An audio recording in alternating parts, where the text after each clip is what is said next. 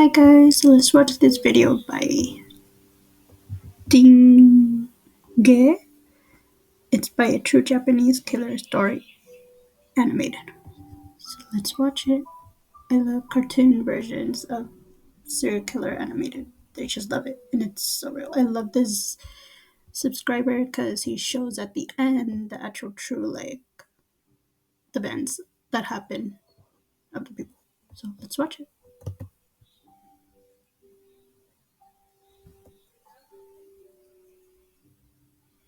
Sorry guys, my thing is loading. It's so slow.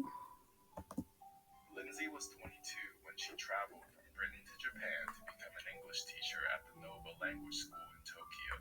She was living with her two roommates, and on March 26th, as she left for work, that would be the last time they see her.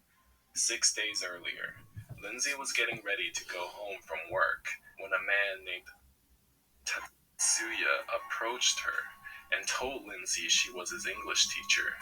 Lindsay knew her student's faces well and told him that he has the wrong person, and proceeded to ride her bike back to her apartment.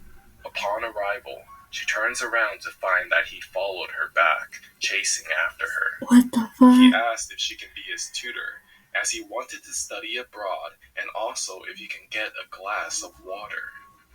Maybe he's just eccentric, she thought, so he was invited inside. Her No. roommates were home, so she made sure he was seen by them. While they were chatting, Tetsuya sketched a picture of Lindsay and wrote down his full name and email.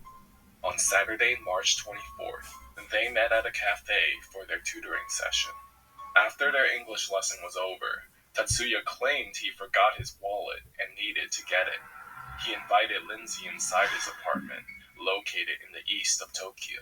Lindsay told the taxi driver to wait for her outside as it would only take a second.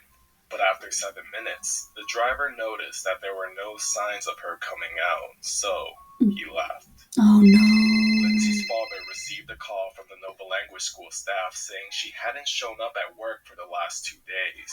Her roommates contacted the police, and on record, they noticed Ichihashi had a previous stalking incident. Now they had proper cause to go inside, and a total of 9 police officers were outside at Ichihashi's apartment. As one of the officers opened the door, Tetsuya bursted out of the apartment. He jumped down the stairs to the lower level and quickly escaped into the streets. Oh wow. While investigating the apartment, police saw a bathtub on the balcony of the building. It was filled with sand and compost soil. What they discovered was Lindsay's body decomposing with clear signs of strangulation. Neighbors were called hearing a loud metal noise in the middle of the night, so that must have been Tetsuya dragging his bathtub onto the balcony. Police were unable to capture him, and news of Tetsuya quickly spread, with 30,000 wanted posters distributed all across Japan. Cardboard cutouts were placed around Tokyo, and even depictions of him in woman disguises were plastered everywhere. However, Tetsuya evaded the police so well that weeks turned into months. Lindsay's parents had flown to Japan, frustrated as there were still no Oh updates yes, on her I daughter's read killer. this story. Lindsay's father even offered members of the Yakuza he had met at a bar bottles of whiskey, asking for their assistance. The Japanese police were under scrutiny for having 9 police officers let Tetsuya get away, and unfortunately, the investigation turned cold. 9 police and officers said they then couldn't get 2 the dude. years had passed.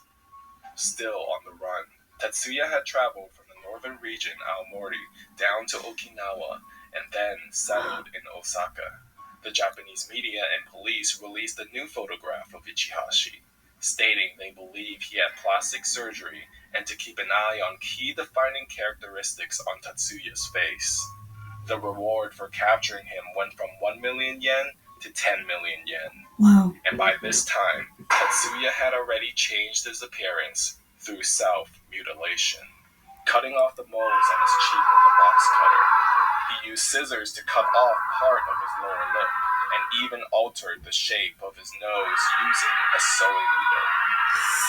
For 13 months, He worked jobs in construction sites to pay for his plastic surgeries, altering his face even further. Oh my He god. removed his fingerprints, gained weight, and hopped around internet cafes under a new identity to stay the nights.